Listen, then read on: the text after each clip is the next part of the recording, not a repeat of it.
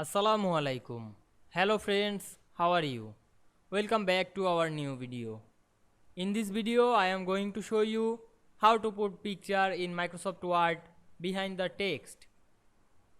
Let's get started. At first, we have to open a Word document and take some text. Now we want to put picture in this document. Go to the insert menu and click picture option.